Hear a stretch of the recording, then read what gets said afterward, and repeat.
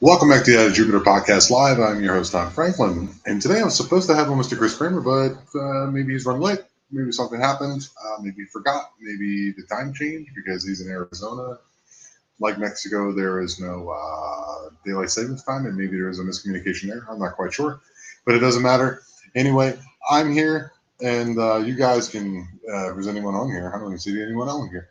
You guys can ask me questions. We can talk about anything you want to. If you want to jump on with me, I can actually send you a link if you'd like.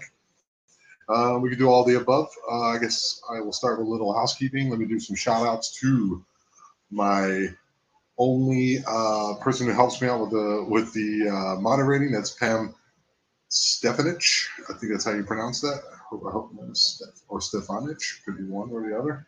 The shows that will be coming up. Let's take a look here. Let me go here and take a look. Let's see. Let's go to my content. Okay. This Friday, I will be having on the regular podcast the Green Witchcraft Unlocking Magic's Energy, and that is with none other than my buddy Magical Journey. He came on and we talked for an hour and 49 minutes. Once again, the audio was messed up on that one. I'm very sorry about that, guys, but it is what it is sometimes. Also, the week after that, on the 28th of June, that's Friday at 3:30 p.m. my time. So I guess it's 3:30. I don't know how that exactly works either. I had on Austin, and he's a paranormal investigator, and the episode is called "Evil Among Us: My Paranormal Nightmare." We go into all all the things that he's been doing. He's a paranormal investigator. He's a videographer, or he's making a lot of videos, and he is going. He is. I think last week he went down to Kentucky to his buddy's house, who bought the night house that's coming up as well, and he did some audio recording down there, as well, audio and video recording down there. So we're going to see what that's going to be all about. The week after that, I have on. I can't think of her name right now. Her name was Dawn, and her buddy, and the episode is called Masonic Lodge Haunting and the Ouija Board, and she gets into some of her experiences being a paranormal investigator, and the time that a Ouija board, the planchette, flew out of her hand. Pretty interesting. And the week after that, Austin's buddy came on with me. I had him on yesterday, actually recorded.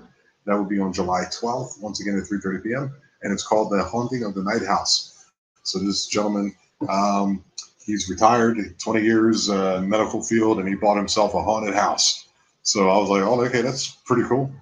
Once again, Chris isn't here. I don't know what's the holdup, what's the deal, what's crack-a-lacking. Maybe he'll jump on, maybe I'll get lucky.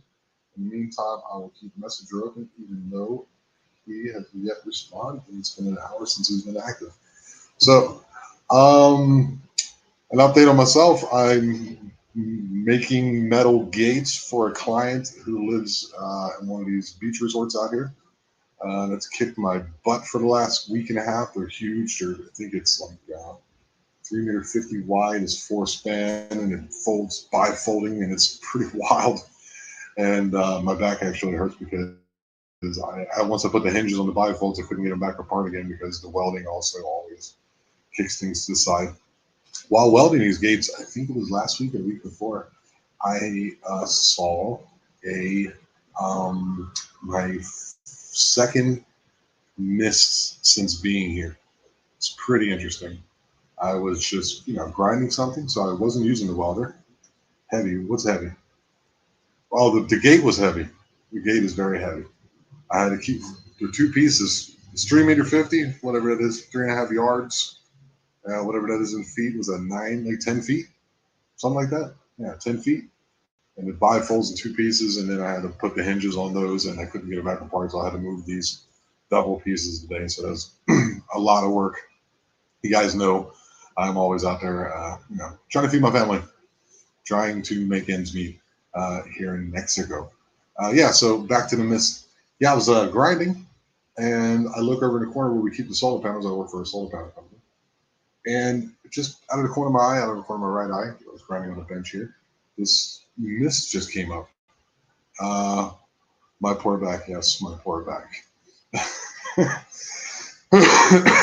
Amongst what other things that are very poor around here.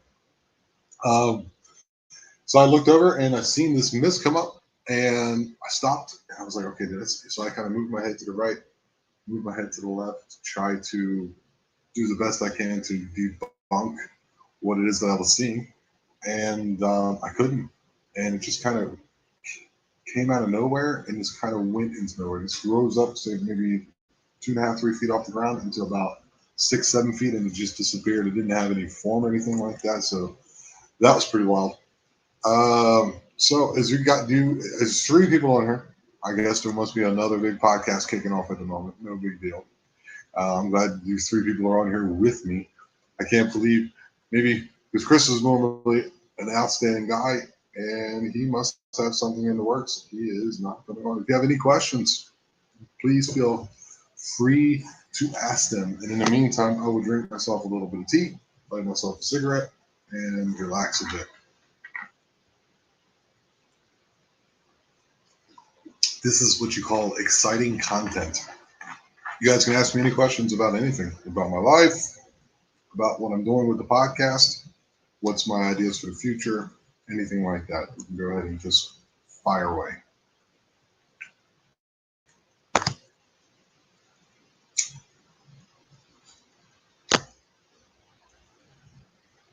Sometimes it's been happening to me every live for the last, it was okay, for the 4 week span. The first 2 weeks of that span,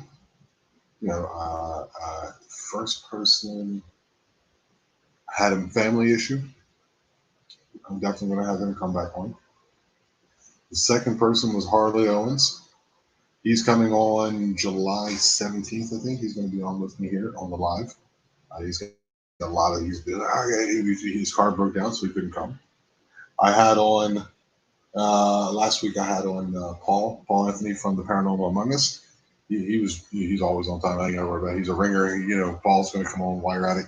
Please go over to his channel and like subscribe. He just reached 500. Okay, so I guess Pam was going to ask me some questions. Okay, ask them to join us on the YouTube super chat, maybe. Who? Me? I don't know how to do that. Okay, join us on the super YouTube chat. Pam, do me a favor. Go over and grab the video. Go over and grab the live and see if you can post it to a couple groups real quick. Was there a first mist experience? Yes, I was with Rye actually from Codex of Curiosity. Go over there and like and subscribe to the channel as well. And we were planning the Lost Frequency. That's what this used to be. This actual channel used to be called the Lost Frequency, and now got moved to the iJupiter, which is my channel. And we were just sitting there practicing how we would talk and see, things would work. And behind him, we were sitting at a table, and behind him, there's the door. Lurking? You're just lurking, bro? Gonna have you on too, man. If you want to, you can jump on now. But you're probably working, ain't you? You're working, ain't you, brother? That's right, you're working right now. Damn. Yeah, so I was talking to him. We're like maybe 20 minutes in, just kind of just feeling it out, and he was telling me about that in this house. I think it was his in-laws' house. That you're at work. Well, I'm glad you're with us, man. That he was seeing things. Rye is super sensitive. If you know anything about Rye Voss, he's got a ton of he's got a ton of he's had a dream journal for like something like 7, 8 years or something like that, and he's had a lot of crazy experiences, UFO, all kind of stuff. What was he? There was a man in his basement working where that wasn't even there, and it was the house that I think he bought or built. I can't remember. But anyway, so I'm sitting there talking to him, and then behind him is the kitchen, and there's like an island, and there's a wall, and I can see through the door of this island and this wall, and I seen this mist come from the island right into the wall, just about that speed. And I was like, oh my God, I just seen it. He goes, did you see it? So that was my first mist experience here. Yeah, I don't know. I was talking about this with other people. Like when you start delving into these topics, to these spiritual, weird topics, there always seems or tends to be like the door, like a door opening, People like to say, there's so many things that people say that I try not to say, like down the rabbit hole, the thinning of the veil, or, what's the other one we always like to use? And safe space and trigger words. All these words that I don't like to use because I think they're using some type of language to like they're. We'll get to that in a second. I can't remember what my train of thought was, but anyway, let's go down that route. Yeah, like you don't understand. Like the reason I made this channel was uh yeah, you guys were worried. Susan has been writing me. She's been writing me because I posted a video, I think, on Facebook where right in front of my apartment there, see, there's a hill. I would say, was it north of here? And when it rains, like a torrential downpour, it goes off the people's roofs. So everyone has like flat roofs here, and they have those little pipes and tubes that shoot out into the street. They call them turtles. I think they're turtles. I can't think of the word, but it's like a water pipe. And then all the rain, there's no like drainage system. There's no like what they call it, sewer system. There's nothing like that here. In some spots there is, but the majority not. And I happen to be where all the rain then comes down this hill and collects in different streets and comes 90 degrees from here, hits this wall across the street, and then goes down this way. It goes all the way down to the bottom, makes a right, and then goes and drains into the ocean, which I'm right next to the ocean. So every time it rains, it's chaos outside. I can literally take a canoe or a kayak and get to have a good time. All right, Fisherman Spam, Fisher of Spam wrote, "When you stare into the dark, it stares back to you." That's another way of saying it. It's like when you stare into the abyss stares back at you. Yes, I agree. I agree. But I think if you do it with the right intention, I think if you know that that's what it is, then you can kind of protect yourself by, like just being positive. I think that's the best way to go about it. Just like I always say, do little things with great love. We can't change the world. Um, I don't think you can change the world by setting any type of rules and markers. You know what I mean? There's common things that don't kill others, don't steal, don't bear false witness. It's weird and stuff like that. Shows up behind me on the green because that makes me wonder if someone's behind me. All the things that you would find in the Bible and the other holy books. But basically, just use the golden rule: do unto others as you wish them to do unto you, or what I mean, treat them as you want to be treated. I'm all over the place. So language, we were talking about language. Yeah, they use a lot. When I say they, I would call them the progressives, or what they would consider themselves to be progressive. I think is regressive. I think they are being controlled by some type of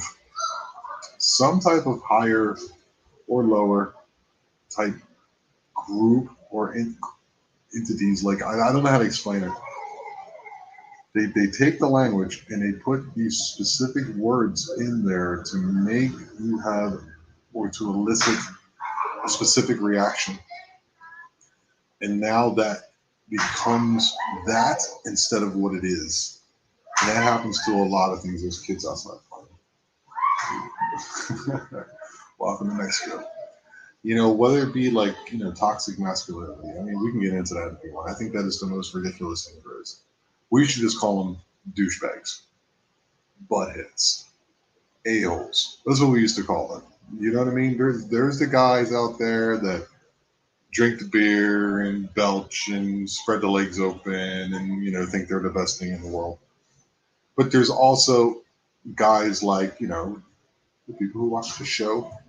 Many if not most of my friends, myself I hope, who are just dudes, who are just regular guys trying to make a difference in the world, trying to help one another, trying to feed our families, trying to make ends meet, trying to enlighten others. So, like when they put you under the banner of toxic masculinity, so therefore being a male is bad, and I completely and utterly disagree with that. I think every child needs to have both. Sometimes I understand it doesn't work. You know what I mean? Sometimes life doesn't dictate that. Love falls apart, things change. Life has a way of doing that sometimes. But I think a more well-balanced person has both in their life. And then, you'll see things like, You don't need a man. And it is just such an absurd and ridiculous thing to say. First of all, of course you do. You wouldn't be able to say that if your father didn't exist. That's crazy to me. I don't agree with that at all. And for the most part, all the networks that you're using to get to work to actually send that message has been built, maintained, and managed by men for the most part. Once again, not everybody. So it's all meant to be divisive. This year is going to be a crazy year, guys. We know that. We see what happened in 2020. We've seen that. We've seen what they did. I am not one way or the other, but I do choose one side more than the other because of what the side that is dictating things at the moment seems to be insane. Is the other person stupid? No. Is he the best option?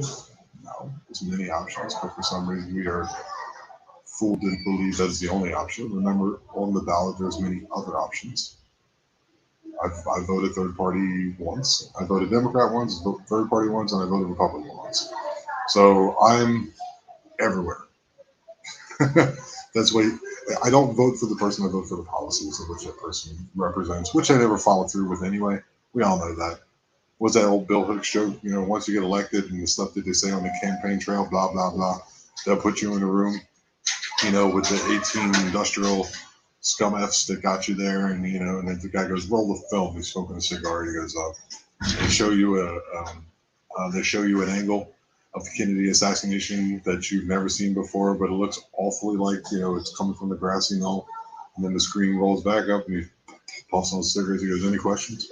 He goes, well, only what my agenda is, because we know that's what it is, which is insane, right? What's up, girl? My lady's she's here. Hey, Chris hasn't even written me. I guess he must have either forgot. Something must have happened. I'm gonna check in with him, make sure everything's okay after this. Yeah. So be careful this year. Be careful, because if you can look on your remember that. What's that? Oh my God. Okay. Remember that you're on an algorithm.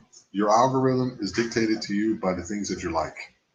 So if you look on your algorithm, a lot of times, say for example, Facebook, because I don't do Instagram.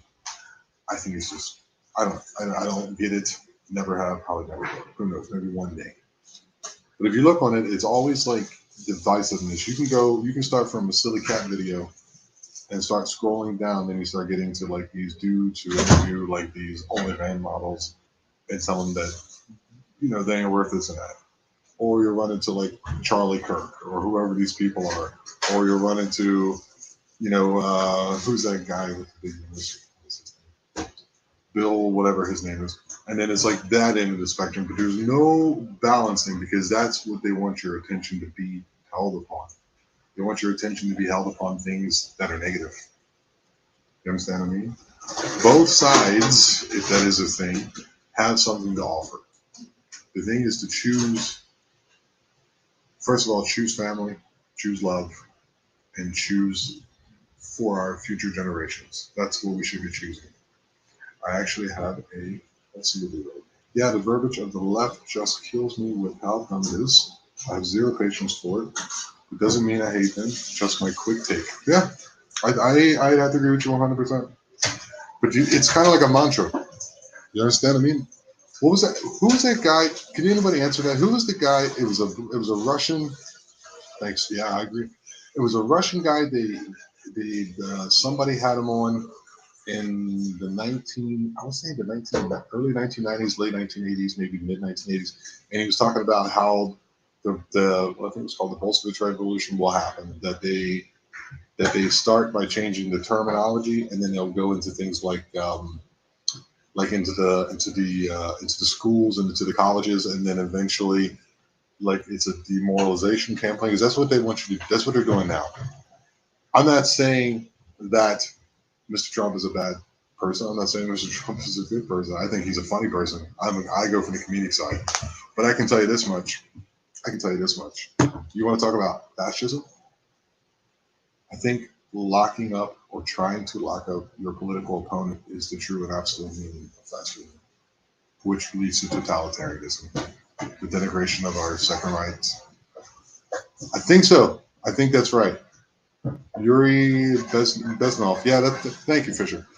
Yeah, that's exactly what it was. Exactly what it is. And that's what they're doing right now. They're in the so there was like the degeneration or what's the word I'm looking for? Not degeneration, denigration. Yes, denigration of what we held ourselves as because I am American as well, as most of you guys on here. So they want you not to believe in the things we used to hold true. You know, standing up for one another, dollar,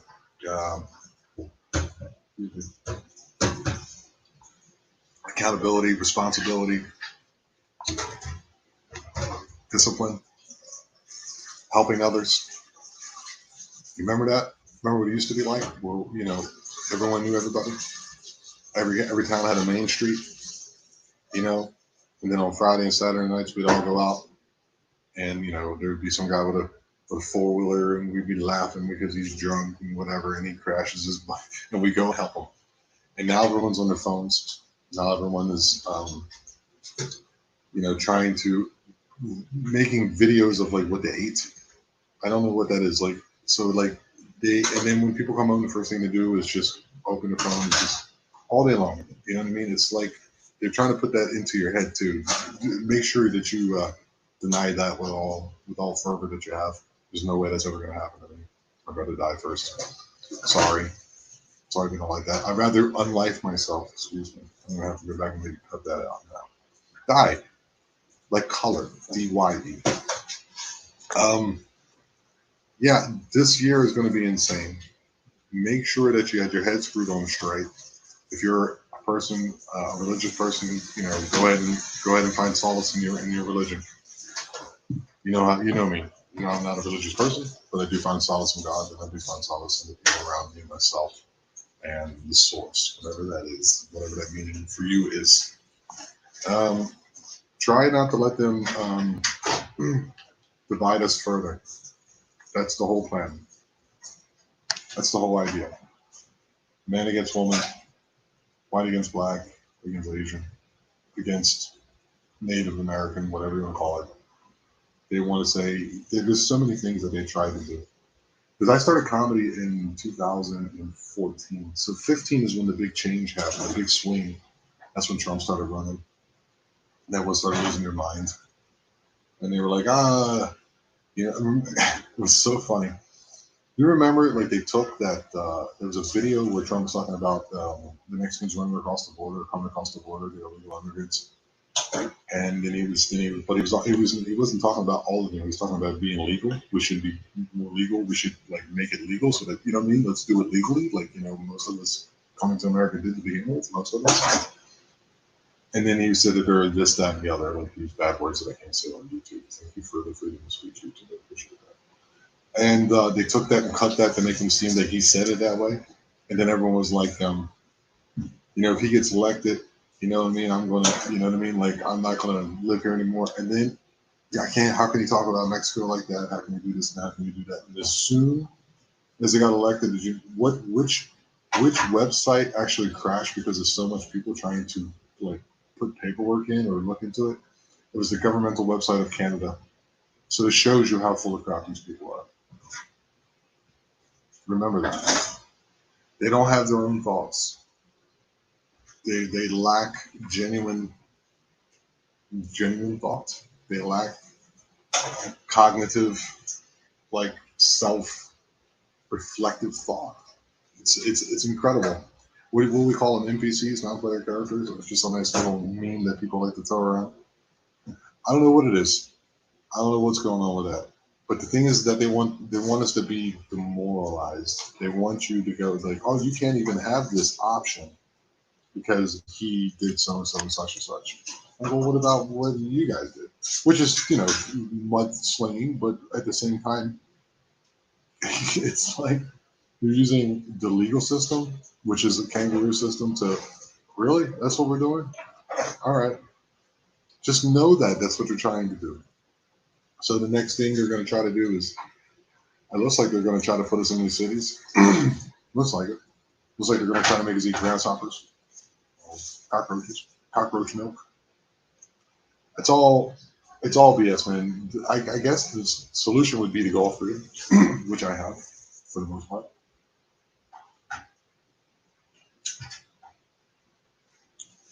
Try to learn a skill. Try to learn a skill that is going to be helpful when it goes down, because I think it's going to go down. I'm not trying to be a doom proprietor of doom, but I feel like it's culture. It's a culture of death. It's so sad, isn't it, though, man? You guys have any questions? That seem to be so. I mean, this seems to be a very happy episode. Can't believe Chris ain't coming on. This was insane, dude. I wonder what happened to him. Hope he's alright. He must have forgot. He's probably coming on a little hour later or something. 26 minutes ago. Well, I sent them. Yeah. I'll stay on as long as I need to. To the 4 people watching, do you have any questions of me? Anything you want to ask about anything that I think about, or anything about me personally, whatever, we can get into anything you'd like, honestly. There's certain things, of course, that I'll definitely deflect. I'll be a politician.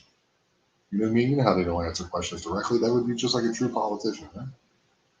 What do you guys think about this concept? I think the concept that if anybody who actually wants to be a politician shouldn't be a politician. I think the people who don't want to be politicians at all are the ones that should be put in office. And I also think that everybody who does go to office needs to take magic mushrooms at least 5 times to have some type of concept of what it means to be one with everybody. Anybody? Anybody? Just me? Okay. All right. Pamela writes. Let's get that up there so I'll read it. Pamela writes, dumbing down our young adults. They have to walk too. They have to walk too carefully. No, not to offend anyone. It's a typo, and I can't read as well. Me and you, Pam, we're a good team. Not to offend as well. It's painful watching them navigate the current world. Yeah, is it though? I mean, I guess so. I guess there's a bit of pain to it. You know, seeing that what we had and what our country used to stand for, which you know what I mean. Like, the country is not. It's the people. Don't get me wrong, but more the country is an idea. It's an idea. It's like a. It used to be like a. It used to be like a beacon of like this is what prosperity. Don't. I can't say that word, but no, you're not that. It used to be a beacon of like, you know, you can do something with yourself and be free to do that. And now it's like fear. It's all fear. Don't let them do that to you. Connect to God. Connect to love. Don't let them do that to you. Just know it. Be aware of it. You know what I mean? But then take that and just put it out of your head. Because remember, diet is not only what you eat. Look at me. Here's a guy smoking telling you about diet. It's not about what you eat. It's about what you take in here.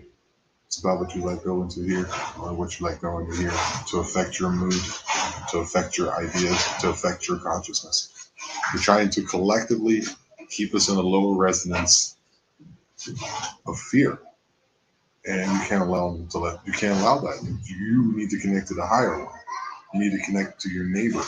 You remember in the old days, my girlfriend was talking about it. She's born and raised here in Mexico. She's like, yeah, we were always at the neighbor's house. Remember that? We used to always be at our friend's house down the street. Our mother would yell down the street, it's dinner time. And then you'd run back, eat, wash up, maybe wash the dishes. I had to wash the dishes. My dad made me wash the dishes by hand. We had no damn dishwasher. I was the dishwasher. And then we'd run back to our friend's house until those street lights came on. And your ass better be in the house. Remember that? And now everyone's just in their house and nobody knows their neighbors. You know what I mean? Maybe they don't speak the same language you do. So go over there and try to talk to them anyway. Who gives a flying shit? We're all the same, man. All right, let's see. Smurfy wrote. Oh, you're gonna make me read? This is great. People once identify themselves with their family, line of work, profession, or what they aspire to be. Now they identify themselves by their sexual preference or gender. That's pretty low. Absolutely. Dude, that is hitting the nail on the head if I've ever heard one. That's crazy. I always thought that to be insane. Like, these are my pronouns. You're going to change the language for yourself. Why? What about this is the language we all agreed upon? You understand what I'm saying? Like, hi, my name's Tom, and my preferred. No, man. You know what I'm saying? If you are that way, or were born that way, or whatever, I have a lot of feelings and love for you. You understand what I'm saying? I really do. Because I don't know what it's like to be you. You don't know what it's like to be me. But I'm not going around asking people to change the language for me. And keep it away from my children. Keep it away from my child and everyone else's child. I don't care what type of sexuality it is. Keep it to yourself. Remember that?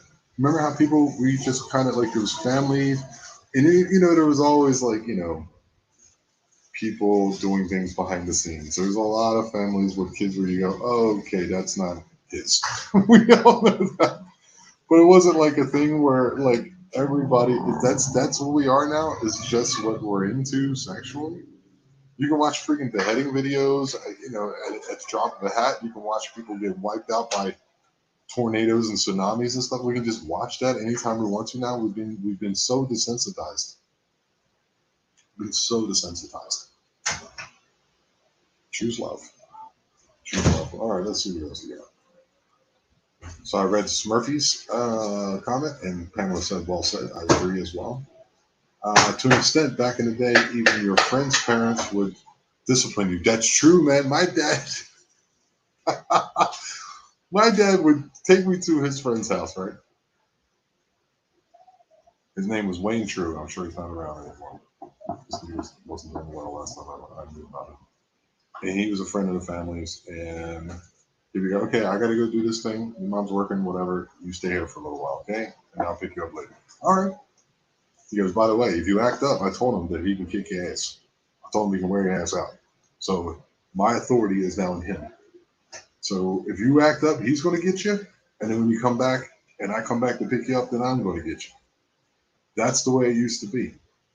The neighbors too. The neighbors will come out and whoop your ass and then take you to your mom and say, look, he was doing this.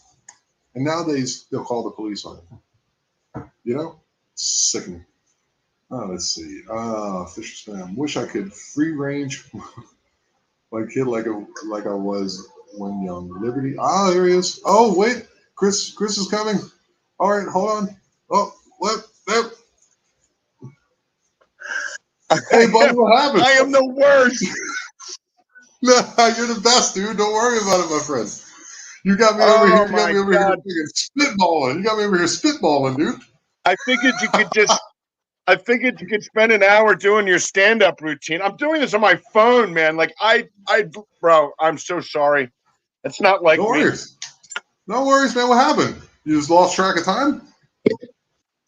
No, I had an issue with my daughter's car. I left my phone in my truck, and I had to go get her squared away coming up the 17th from Phoenix back up to where I live up in the mountains. And I was racing to get back here in time, and I didn't even set up my laptop. I've got like 2% battery with my phone plugged in. I'm like, oh my god, I spaced on it to like 10:04. Now it's about 20 minutes away. I'm like, whatever. Well, dude, you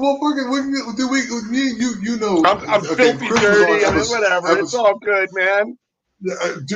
I just took a shower. I was covered in black soot today because I've been on the grinder all day, cutting and putting gates. So don't worry about it. I'm filthy too. So you guys who don't remember, this is Chris Kramer. Right. Hopefully he's going to be. What are you coming down in September? You said. I'll be down September 11th through the 19th. Oh, a nice ominous. Can you hear me? Nice ominous date to come down. Yeah, I can hear you.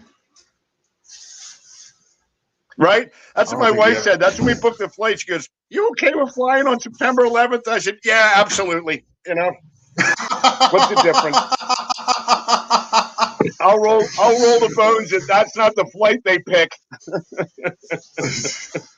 It's all good. What's going guys, on, you man? don't know. What are we talking about? Nothing much. I was talking about the generation of America and what's going on this year, and to not choose to have anger or hate towards anyone, to look inside yourself and connect to your neighbors and love everybody, basically. I love that, man. You know, the only way all this divisive rhetoric from either side of the aisle, for lack of a better term, it's all designed, man. It's all designed Yes. to just keep that low vibrational negative crap Yeah. flowing. Yeah. You know what I mean? Yeah. You know, there was a time where I would have engaged in all that. I refuse to. I'm not getting involved in any discourse. If I can't elevate past there at this stage of my life and just see it for what it is, and then realize that, you know, it's just I like used to. watching a bad movie. You know? Yeah, I used to engage. I used to engage in it too. And then one time, my friend Sakib Razuli is from Pakistan, and he just put up. He just seen me just typing on Facebook, and then he just put up a picture of Michael Jackson from Thriller eating popcorn, and I was like, "Oh shit, he's right." Right? He, I like mean, said so I much about have that. friends that are such.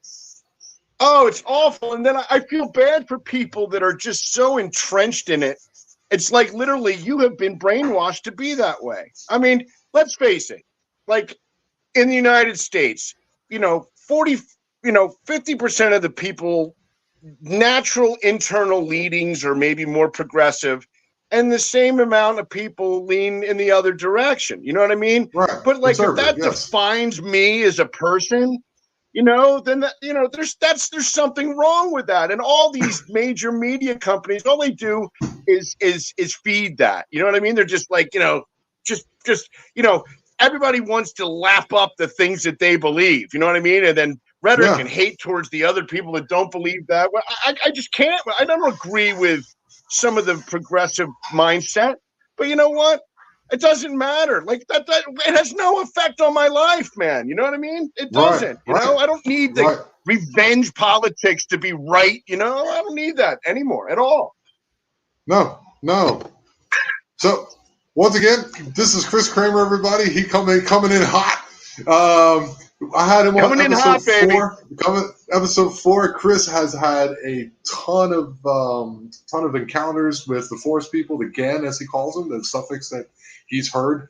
And I would love to get into more of that. Maybe you can talk a little bit about that. You said you've had some new experiences this year.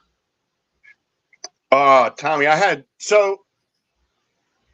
mean, you know what? I'm heading out with a couple guys from the Arizona 4 next Monday, just to get 3 or 4 nights up on the Mogollon Rim. So as you know, Tom, my father passed away about a month ago. Yes. And this is a crazy story. So he was in hospice. He was ill. And I mean, we knew it was coming. We didn't know when. And I had a little bit of, I guess, regret that I wasn't there when it happened. But that's neither here nor there. So I'm just going to tell you what happened. So I was driving up from Phoenix to up to the Mogollon Rim in northern Arizona, which is where most of our spots are that we kind of have experiences and used to, I would say, research. I don't believe we consider ourselves researchers anymore. So I'm driving along the 260 below the rim, and it's maybe 11 o'clock in the morning. It's about a 3.5 hour ride up from Phoenix, up into elevation into the mountains. And the rim is like the end of the Colorado ledge. It's huge. It runs, east to west through central Arizona into eastern Arizona, basically to the New Mexico line. So Okay. I'm driving along. I'm about 4 miles from the turnoff where we head up onto Rim Road, which goes up into the elevation and up along the edge of the Mogollon Rim and then back into the forest. There's 3 national forests that converge: Tonto, Apache Sitgreaves, and Coconino. Now, huge, vast wilderness, right? Beautiful, like the greatest spots. So, and I get a phone call from my brother, and he informs me that my father had just passed away. And I had gotten to say, we knew it was getting close. My dad, he was unconscious. He'd been, very, very, very, he was in bad shape the last couple of days. And, I'd said my goodbyes to him actually the day before. So I pull over to the side of the road, take a couple breaths. I call my wife, my kids, and he's back in Cape May, New Jersey. And I'm out here in Arizona. So it's not like I thought about going home and like, you know what, I'm already up here. It's only going to be me and Kev. And I'm thinking, really, I'd rather just go and just continue on with my plans. So I get up I take a left on the Rim Road. I get about 12 miles back. back through some forest roads to get back to a place that we call Campo Benito. And it's a hot spot. It's a place where this guy Mitch Waite back in the day used to. He was one of the first kind of Sasquatch YouTubers back in the early 2000s, and he had a lot of activity, and he kind of bequeathed these places. Some of these, he turned us on to some of these spots before he passed away.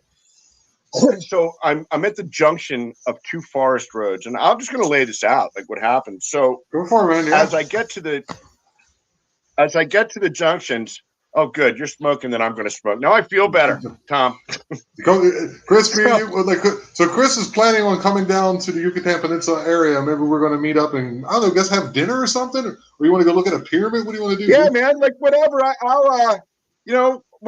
will talk to you on the side, and we'll hammer something out. We'll figure out what we're doing, man. Even if we meet, hit a ruin somewhere closer to you, and then go grab something to eat. Like, I'm down for whatever, bro. There's an unmarked one here somewhere. We're definitely going to check that out. A friend of mine knows one is that's off the beaten path. We'll go check that out. You're speaking my language, man. Yeah, dude. Less tourists, the better. So. Right? That's my only problem with going to state parks and national parks. I just don't want to deal with the crowds, man. You know what I mean? I love being in isolated spots, which is where I was heading. So I get up onto a junction of two of the major forest roads. They're trails, basically. They're not even roads. I mean, if you don't have four-wheel drive and a decent rig, you're not getting back there. So, Tom, on my life, this happened. Like, as I'm right at this intersection where we head way back into the back of Coconino, I get this powerful, deep voice in my head. And this isn't a thought. This is literally being projected into me. And it said to me, "We mourn with you the loss of your father, and we celebrate that he is at peace with the Creator now." That happened. Oh, my bro. I pulled over. I started to shake. I started to I got really emotional, I mean, I was at peace with his death because I was relieved, actually. But, and us as a group have had Mind Speak for years, fairly consistently. This was the deepest. There's levels to it. I've always thought there was. And this was the most powerful, direct, right to me, not some cryptic language, not some, everything they say, there's always riddle to it, or there's never very few direct yes and no answers to anything, whatever.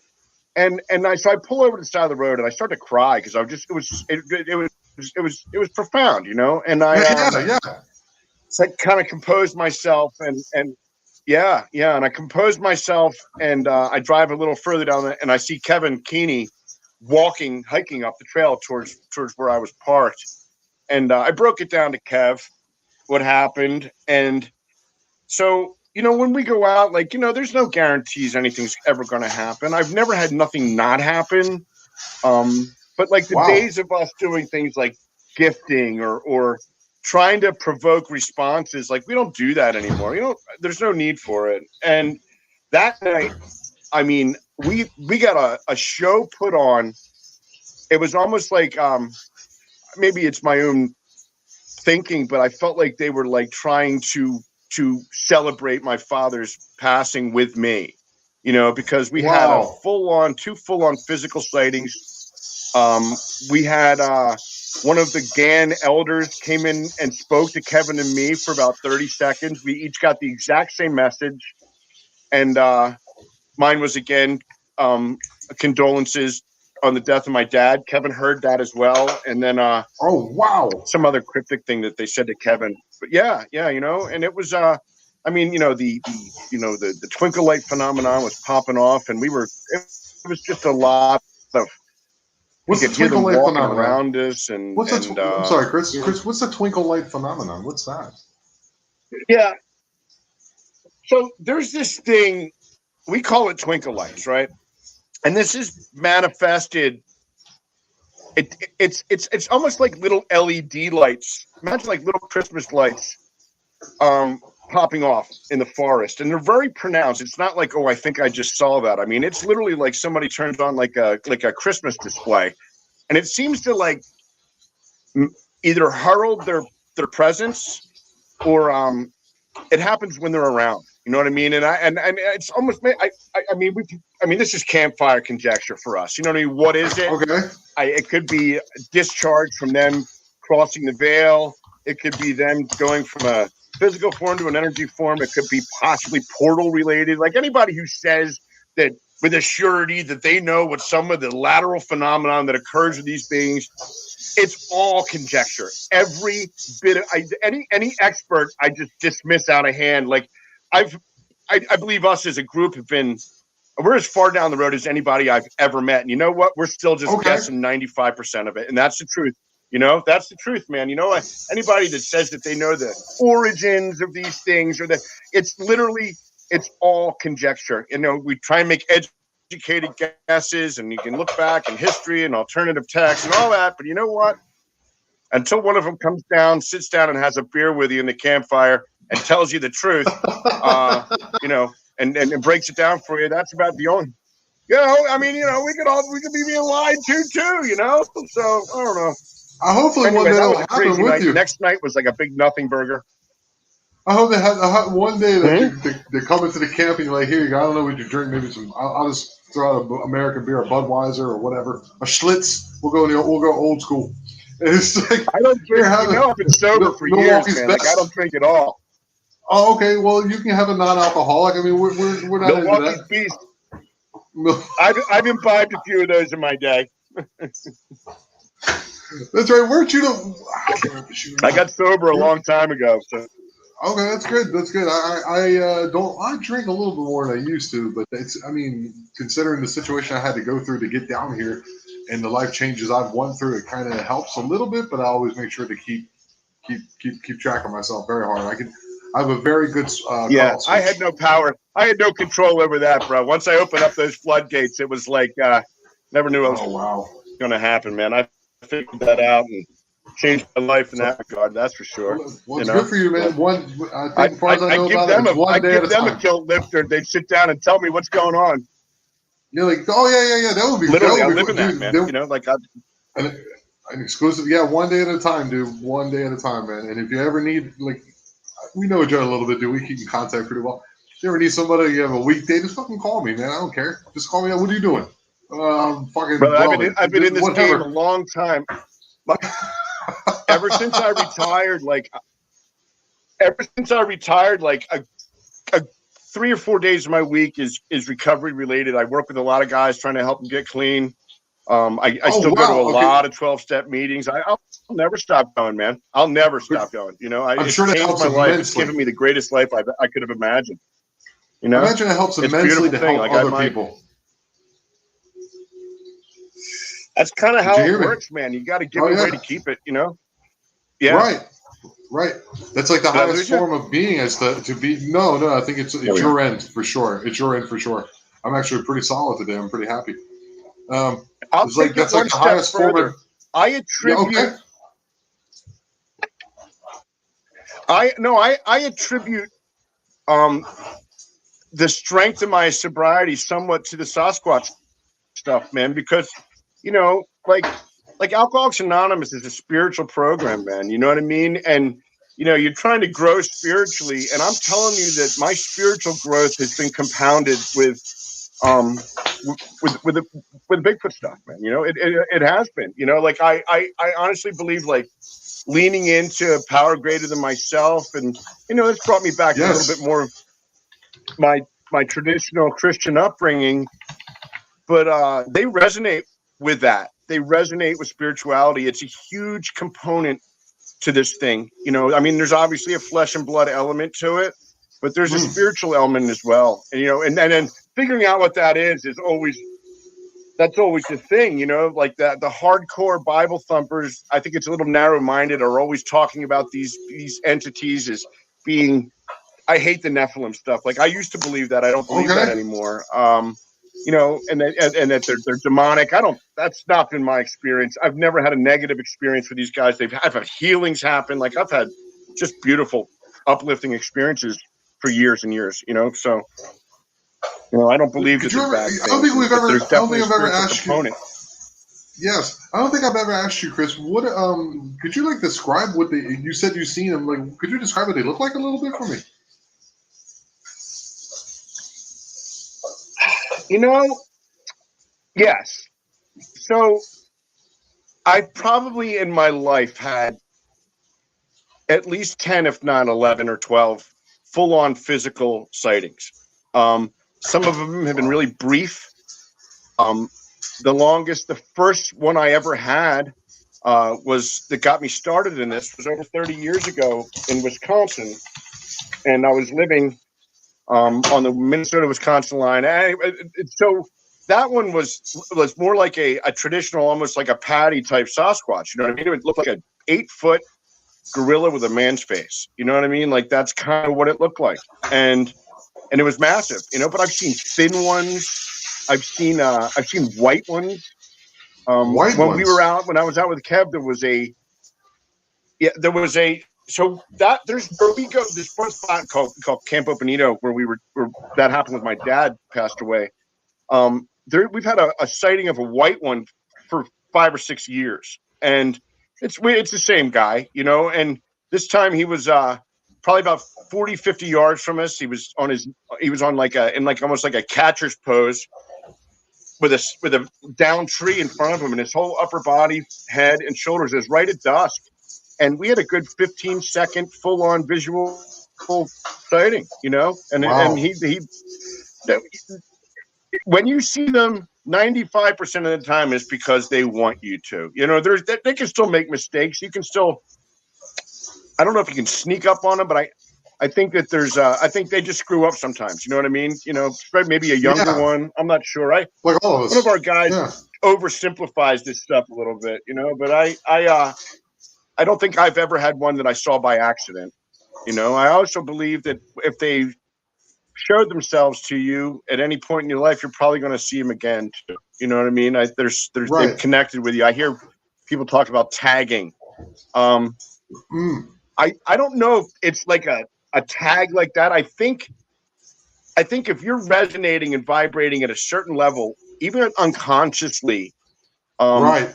that it gives you access to some visual stuff to them that maybe other people don't have. I don't think everybody's supposed to see them. I always thought that, you know, Right. I've always thought that Maybe there they was, not that I'm maybe they unique. have like a sense. Maybe they have a sense to them. They can realize that you're ready for that, and that they know that you're not going to cause some type of harm and stuff like. So if you go into the woods with like a weapon, unless you're hunting, and they kind of go, oh, they're hunting too, and they don't see you. I'm Maybe that's the convinced, mistake.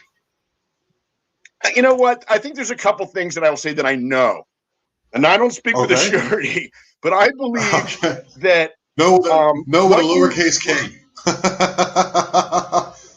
right, right, exactly. I believe that two things. Once, when they know that you know, that changes things sometimes. And the other thing is that I believe that what you bring into where they are is what you're going to have reflected back at you. You know, like if you're coming in there, like some of these, I see other YouTube channels and I see other people involved with this phenomenon. You know, like there's a group that goes out and we're tracking these predator Bigfoots, right? Well, then you're going to get that type of mentality thrown back at you. So that's what you're going to receive, man. You know, like for us, we try Right. and keep I don't say we emulate people, but I've always resonated with like Ron Moorhead or Yes. some of these other guys that are all about kind of spiritual growth. And I think when we go into with that intent of being internally open and honest, I don't think you have to be a perfect human being to have these experiences. You just need to be open and be, and try and, come in with a peaceful, calm intent and demeanor. And that's what we've had reflected back at us always. So we've had guys so after we gained a little bit of exposure, which was not necessarily desired, I mean, we don't have a channel. Two of our guys keep smaller channels. One of them's actually gotten big because he was on a Flash of Beauty with Jill Remsnyder and Troy Eichenberger, but he kept our group's name out of it. You know what I mean? And whatever we do individually, like me coming on your show, like that's cool. But as a group entity, we try and remain a little bit more anonymous, And I think, so Chuck's had a little bit more exposure than we would have liked, but I think that I forget where I was going with this. It happens. Train of thought jumped off the track. What happened? Right now, I did. I kind of lost my train of thought for a second, but I think, again, like I say, like what we've had reflected, what we bring in is what we've had reflected back at us. You know what I mean? I think that if you're like a Matt Moneymaker type, looking for the elusive, great North American ape, then you're never going to find them because there's no such thing, and they're going to remain elusive. You know what I mean? Like, right. I don't think they need to be tracked. We don't. You know what we do? Well, at this stage of our squatching career, we never have a campfire. We go to places where we've had these experiences for years, and we just sit in the dark, and they come into us, man. You know, that's been very effective. You know what I mean? There was a time where we would do all that goofy crap that a lot of people start out doing. So I really shouldn't call it that. I'm not judging it. You know, the whooping in the woods and banging on trees and setting up trail cameras and gifting stumps and all that stuff. We've been there, done that. We've done all that, you know? And like I said before, you know, there was a time where we would try and provoke responses, you know what I mean? And so, because I would give some sort of validation. And when we stopped doing that, when we put the cameras down, we stopped trying to take pictures of these things and catch video and stopped leaving audio equipment out. When we stopped doing that, everything changed as far as interaction goes with these guys. We developed a degree of trust, and it changed our experiences, you know? So what do you think they are then? Do you think they're maybe 1 foot in this world, 1 foot in another, or they're just like the ultimate? I'm convinced of that. Okay. I think the Nephilim stuff is a little too easy. So, I mean, like, that checked a lot of boxes, right? Like, if you know, there was a time when I believe that Scott Carpenter had hit the nail on the head. These things were descended from the Nephilim of old. It would make sense if they were part human and part angelic being, that they might have some abilities that we don't possess, which, you know, the laws of physics don't seem to apply to them, and some of these other that checks a lot of boxes, right? Right. But my experiences, like Kevin says, don't let your paradigm dictate your experience. Let your experience dictate your paradigm, right? My experiences have not been of any evil. It's the truth, man, you know? Yeah. And my experience is like, okay, so when I had the healing happen to my hand after I cut it off 3 years ago, right? And I was up there. I had 22 surgeries. I mean, you know the story. I think I've told it to you before, but I'll just review it for your audience. So I was in an industrial accident where I work, and I crushed, mangled, and amputated my right hand at the wrist. Here it is. I had destroyed my forearm and part of my shoulder. It was just a catastrophic injury. 22 surgeries, 3 months in the hospital. They kind of Frankenstein my hand back together. So this happened in July. The end of October that year, I get out of the hospital, and I'm about as low in all ways as I've ever been, Tom. You know, like spiritually, emotionally, physically, just I'm blown out, man. You know, and so Kevin and Chuck, two of the guys from the AZ4, you know, Kev's a very close friend, and he's like, Chris, why don't you come out with us? We're going to a place we call, believe it, Crazy Town, which is aptly named. And I'm like, Kev, I can't even pull my pants up, dude. Like you know, I can't do anything. He's like, listen, buddy, I'll bring a 10-man tent. We'll throw 2 cots in it and a heater. I'll set everything up. All you got to do is come, right? So I reluctantly agree. So we drive out. Now, Crazy Town's up in the Magic Land Mountains, kind of part of the Superstition Mountains, which is north of Roosevelt Lake on a section of the Young Highway. And highway is a very generous term. It's a mountain pass. And it's up in about 9,000 foot elevation. And it's another place where this guy, Mitch Waite, used to go. He used to call it the hot zone because he had a lot of crazy. Anyways, and we've had some incredible things happen there. So we get up there that night, the first night, it's like nothing, maybe a twinkle light here or there. There was nothing going on. However, that night I go to sleep and my arm's in a sling. My hand looks like a catcher's mitt. I mean, it's so swollen and it's all wrapped. And I'm still pretty, you know, going through it. And I wake up around 2:00 in the morning. Tom, do you know what a TENS unit is? A TENS unit? I've heard of it. I got to be honest with you.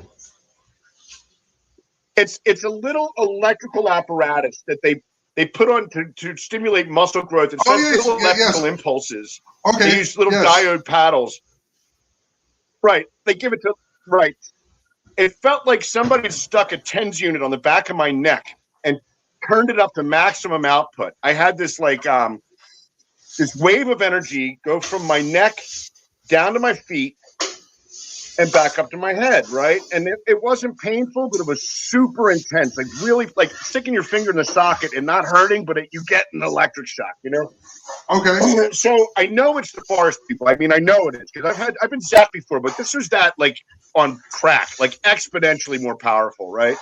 So it subsides and I go back. So I get up about 6 o'clock in the morning and I'm wearing bibs because it's October at 9,000 foot in the mountains. It's down in the 20s. You know what I mean? It gets cold at night. Right. And so Kevin and Chuck are starting a morning fire, and I go about 20 feet away from them to relieve myself, to go take a leak. And I unconsciously take my right hand, which I had taken out of the sling to sleep in, and I unzip my bibs. And then I realized what I had just done. Now, let me back this up by saying that your flexor tendons run from basically the base of your elbow up to your fingers. They're how you move your fingers. These were ripped out of my forearm. I did not have flexor tendon. I could not move my fingers. My hand was like a lump of meat on my wrist. And I start to move my fingers. And then I realize I don't have any pain in my hand. I have no pain in my arm, and I have no pain in my shoulder. And I'm like, it dawns on me what had happened. Like it was medically impossible. It was impossible. So, I mean, all the trauma that I'd just been through, 3 months in the hospital, 22 surgeries, and the best they could do was just keep blood flow to it. But that was it. And now I have a degree of motion and a degree of use that was like literally medically impossible. And I start to sob. I'm so freaked out. And Kevin and Chuck saw this, and they were with me when this happened. So I walked down the trail to get my shit together and compose myself. And as I do, I say out loud, I know they did this. And I say out loud, thank you so much. Thank you. I'm so grateful. Thank you. And right after I said that, I got this like bubble of compassion projected onto me. It wasn't coming from within, it was coming from without. And it was this profound feeling of compassion and love that like it altered me as a human being. Because like you think at 50 some odd years old, I know what emotional love is and have that under control, have an idea. This is something so far beyond that. And that was the last moment because I came back and we sat down and we talked about what happened. Just for record, the pain's never come back. And there's a lot of other things that go with the story, but that's the gist of it. And Kevin says to me, now Kevin Keeney, my dearest friend, he officiated my wedding. He's also a ordained minister. And so, you know, I'm gonna go on a lateral tangent here. Just say, so anybody that comes to me with like some sort of Christian background, do you really think we haven't looked at all of that? You know what I mean? Like literally the Nephilim stuff. You could be being greatly deceived. Like I know those things, man. I know that you're not bringing. I've been around this for 30 years. Like nobody's bringing anything really new to me when it comes to this stuff. So what Kevin said to me, do you really believe that if these things were Nephilim descended, they would A, ever heal a human being or be able to, and B, would be able to even project the idea of love and compassion onto me? Like, would they even know what that is? I don't know for certain that they wouldn't, but I highly doubt it. And that was the last, that I left that Nephilim stuff in the dust after that. What do I think they are? That's all conjecture. We've run on some other ideas that maybe they're the watchers as they were intended to be. If you go take a biblical lens and look at it through that, it's hard not to because we don't have a lot of back history other than Genesis and the Book of Enoch, which somebody brought up, and you know some of the maybe Sumerian stuff, which runs the tablets, which run a little lateral to Genesis as well. You know, I mean, I've been on with L.A. Marzulli. We've had this conversation, and L.A. backed off of his Nephilim stuff because it doesn't. My story doesn't fit that narrative at all. It doesn't, and our experiences don't. So, but what they are, man, we're all still guessing that. I don't want to hear the Anunnaki stuff thrown at me. I've gone down that road for years. I don't want to hear the Nephilim theories thrown at me. I don't believe that. That hasn't my. No, last thing is I'll ramble forever on this, but just because my experiences have been positive, just because my experiences have been positive and uplifting, that does not define the entire phenomenon, man. It doesn't. There are people that have really negative encounters and dangerous ones, and I don't have any answer for that. I really don't. Like, that hasn't been my experience. But that doesn't mean that I don't believe them. I do believe them. I do believe, to me, it always comes back to what you bring in is what you get back. Maybe that has something to do with a negative experience or a negative encounter. I don't know. I really don't know. I think the jury's still out on that. We brought guys up that have had negative encounters with us, Like, there's this one guy that they found us a couple of years ago, and he came out with us, and he left at 2:00 in the morning, freaked out, and he never. And we found out that he had lied to us, because we kind of vet people if we ever take anybody with us, and we don't rarely take anybody with us. And it turned out that he'd had an experience in the White Mountains, and he shot at these things. He took a shot at them, and he didn't tell us that when we were vetting him. And they didn't want him there. They did not want him there. And they basically chased him right out. I didn't have any negative. I was there, it was pretty. So what would you say? What would you say to say, for example, because, there's people who say, hey, you can come with me because, like, I have people in Tennessee. I mean, eventually when I'm able to actually make enough money to fly again, you know what I mean? Like, what would you say to a person like me? Say, I'm not saying I would want to go with you, which is also part of what I'm asking. Tommy, you're taking me into the jungle, pal. They're down there too. We'll find them in the Yucatan, buddy. I'll take you to my property, and I'll show you some stuff I have on my property too. And it's not big, but it's mine.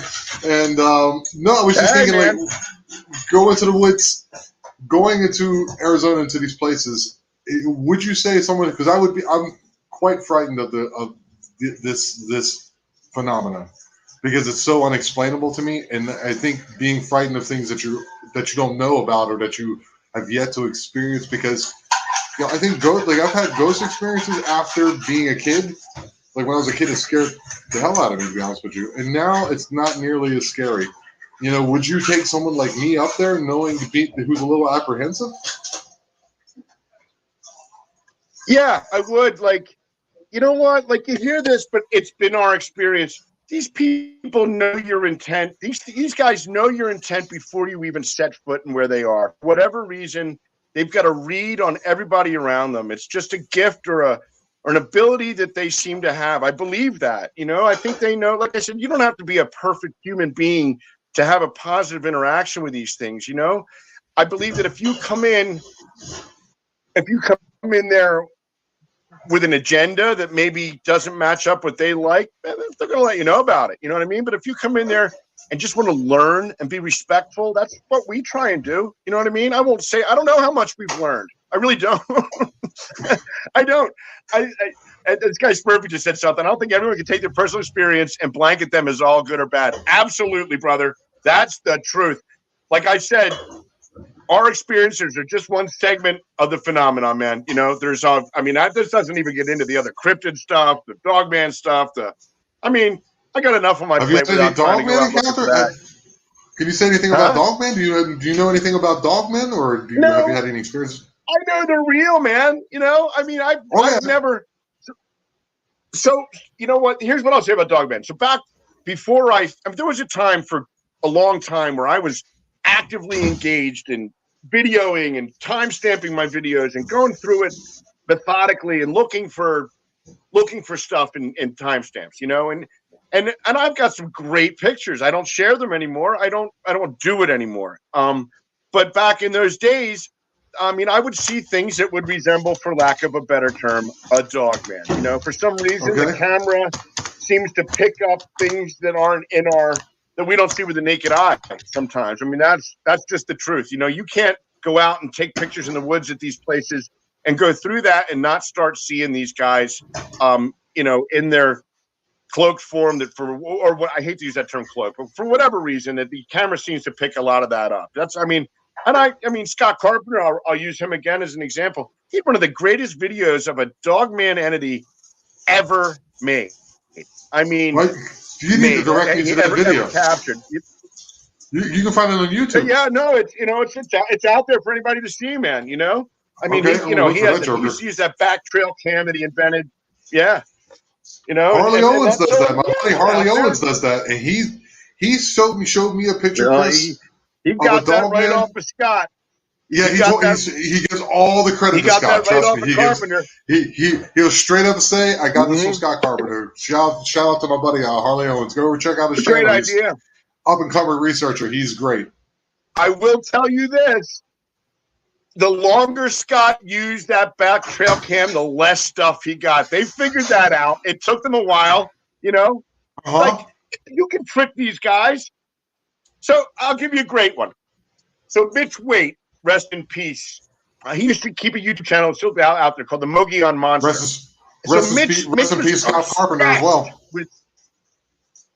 Absolutely, I knew Scott, so I mean, like, yeah, I knew him. Wow. Actually, I've known him for about 10 years. Knew him for about 10 years, and I actually interviewed him with me and Bettina one night. It was a crazy interview. Anyway. Okay, I'm sorry. So Mitch Waite.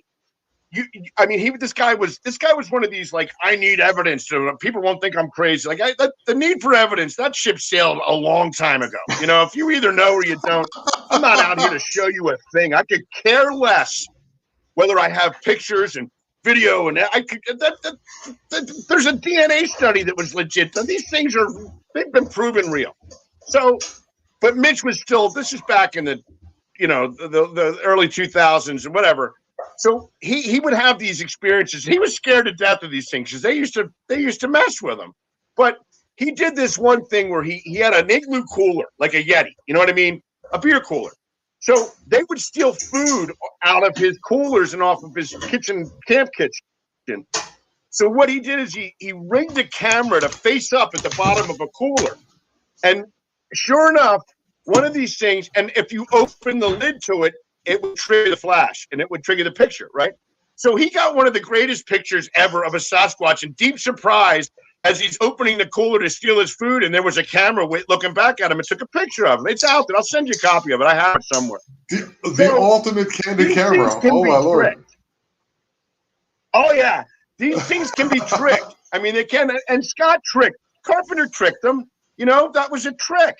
But he caught early on when he first started doing it, he got some ridiculous, the white Bigfoot looking out from the bush. And I mean, he got some crazy.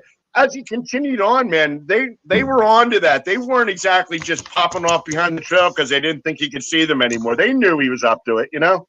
I'm sure of it. I think your boy Harley will tell you the same thing. It's not a new trick anymore. It's well used, I think, if you're still trying to take pictures, man, you know? Yeah, but he got a good one, man. He got a good one. I seen it, and he showed me a Bigfoot one yesterday. It was pretty dark, so I even put it on a separate thing to brighten it. It's like very shadowy, but you can definitely see the outline of it. But that Dogman picture, he was supposed to come on, but he's going to come on later because he had a car issues like your daughter did, and so that picture, I was like, I got to go change my shorts. It was fantastic. It was one of the scariest pictures I've seen in a long time.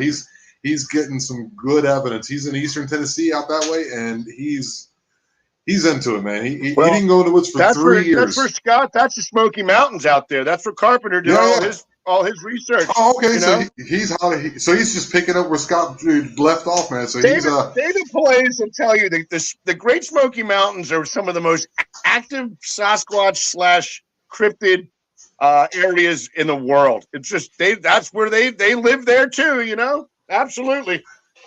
Well, you know, Chris, Carpenter had some crazy stories, man. You know, Scott was cool. As soon as I jump off here, I'm going to look at some of these videos. He got me interested.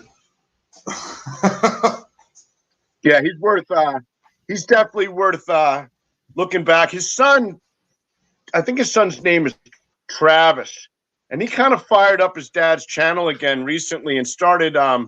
He was reading segments from a few of Scott's book, like the Sasquatch Awareness Project and The Nephilim Among Us, and Scott had 5 or 6 books out there. I read a couple of them. I didn't agree with him anymore. You know what I mean? But I will tell you one thing.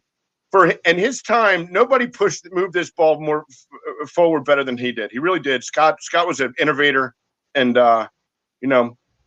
he was even when he quit researching, he got frightened and he quit. I mean, they were coming in his house. I mean, I know he was divorced before he died, and I'm fairly certain that this phenomenon and his engagement with it had a lot to do with that. I've seen that happen with a lot of guys. If you can't balance yourself in part of that world and our own reality, people lose themselves in this, man. And I've seen it happen to people I've known.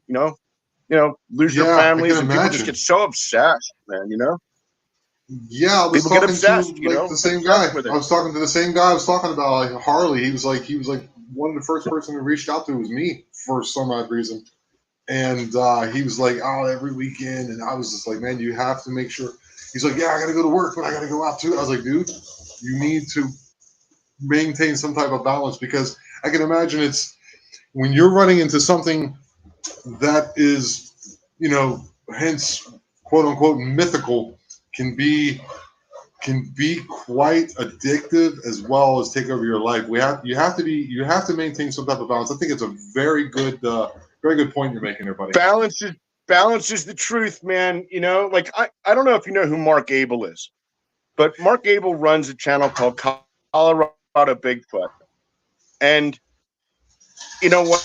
But 90% of the guys out there, especially when it comes to the structure stuff, Mark's been up in the Colorado Rockies, living out of a fifth wheel for 12 years. This guy's got more video, and I mean, Mark's boots on the ground. I don't care who you are, nobody comes close. But he's literally done it.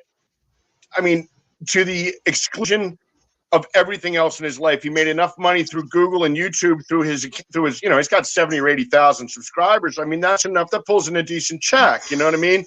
But it's not enough to live in the Vail Valley. I mean, literally, he's lived like a pauper, and yet he's so stubborn. But this thing I've watched people like him where it has completely taken over their lives, and I understand part of it where there's a point where you want to shout it from the rooftops and you want to wake people up to it. You want to, and then there's the ego part of it where everybody wants to be the man, and everybody wants to be the leading expert, whatever, in this thing. And there's YouTube and podcasters are inundated with this crap. You know what I mean? That's why I don't have a channel. I know better. Know better. That's why you vetted me. Too much. That's why you vetted me. I mean, I can talk. I would do well in this. Of course you do. That's why you vetted me. You were like, okay, who are you? And then you called me and you were like, okay, let's talk. And you were like, all right, dude, I'll come on. Yeah, that was that's the truth, guys. That's the truth. What he's saying is the truth. Because he actually Chris vetted me, right? Like it's enticing sometimes. I think guys get into this and they start to feel like they're important, and everybody needs to have that ego reined in a little bit. I know I do. I could. I feel like I've been around this thing longer than most. That's just the truth. You know what I mean? Yet I'm not. I haven't written a book, and I've turned down. I've turned down a few things that other people may not have turned down that would have given me some more fame or exposure. I don't think that's what God wants for me in my life. You know what I mean? This is about as far as I go with it. I was asked to speak at the Sasquatch convention in 2 weeks up in Toronto, and I initially agreed to it. And this is through the natives up there, through the tribe in the area.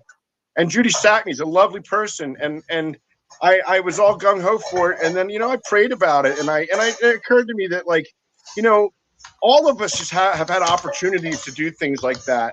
And I think we as a group have kind of come to the conclusion that anything that's ego driven, that kind of jeopardizes our relationship with what we've got going on out there. And I don't think we want that to happen. You know what I mean? No. I really don't. I think the more you inject yourself into the narrative, the less experiences you're going to have, man. I believe that. And I'll take a night out with one of these things, comes into camp and has a little communication with me, I'll take that over anything, man. You know, that's. But it runs through the human priceless to me, experience. you know? It runs through the human experience. You know, like being a comic, I ran into a point where I started catching steam before the Movid. And, you know, I had a lot of young comics coming up to me and asking me to watch their set, asking me how to write, how I write, what do I use, what do I do, and people were starting to really, you know what I mean? You have to check that shit. It's very difficult. You know, you want to do well. I want to, you know, I just enjoy doing it. It's an art form. I enjoy doing it so much. Right. But you have to check yourself. Right. You have to be honest with yourself, which is part of the art form to begin with. And that came with music as well. Right. What do you want to do? And you know, I had the interview when I was doing comedy. I was on stage. What do you want to do with comedy? I just want to be the best I can at it. And that's what it was. That's what it is. It comes with podcasting. What do you want to do with this podcast? I want to be the best podcaster I can be. Whatever that happens to be is. But in the meantime, I gotta, you know, go through it to do it. It's a process. It takes me time. And I enjoy it. I enjoy our time too, buddy. I enjoy our time too. I know you came late to the party, but you came in guns a-blazing, ready to rock. I do enjoy that you came in that way. You came in dirty off the road, helping family. You came in doing what I was talking about before you came on. You threw me out there in the pond, but I needed to do that too, so I appreciate that as well. For me, there's no bad experiences. Is what you make of it, dude. And Chris, you can come on anytime, and you're going to come down and see me here in the Yucatan in September. And I'm definitely going to have. We'll figure out something. You know, you don't drink. Well, I don't know what else you do. We'll find something man, to do. You know what? For sure. I'm down for just hanging out and catching some laughs and talking like we do here. I don't see much difference between me coming down to the Yucatan and sitting around a campfire and what we're doing right here, brother. You know what I mean? I'm cool with all of it, bro. That's a deal. That's a good bet. If you ever, I don't know if you have you been on Rise podcast, Codex of Curiosity. You been on that yet? No. You know what? Like, no, I'm just saying because he's down here too. Things, bro. He's down here too. Oh, I'm yeah? saying he's a cool guy. He's a cool guy. He's right down the road. All right, cool. You know, I'm down to meet him, man. You know, like I just, you know how I am with that stuff, man. You know, no worries. Like it's cyclical, man. You know, just be me and you. I dive in and then I back out for a while, man. You know. Oh yeah, I know what you're talking about. I've been there, dude. Dude, thank you so much for coming on. Don't worry about being late. It just happens. It's called life, man, and that's how it goes. And yeah, man, I can't wait to talk to you again. Sorry, it's my pleasure as usual. I'll give you a call afterwards in the next week or two. As soon as I get a little more firm plans about where we're staying and what we're doing, I'll let you know. We'll figure it out down there. I'm looking forward to it, man. I love meeting people in real life, man, you know? Yeah, me too, man. We'll take some pictures. That way people believe that you were down here. Oh, absolutely, brother. All right, man. You know, I was there twice last year, you know? Yeah, well. You too, brother. I'll talk to you soon, Tom. All right, buddy. Later. All right, pretty good. Thank you, everybody. Take care, brother.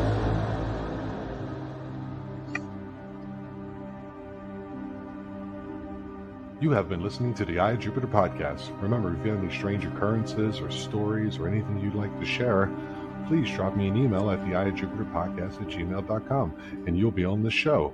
And remember, we are the Eye and we are aware. Thank you.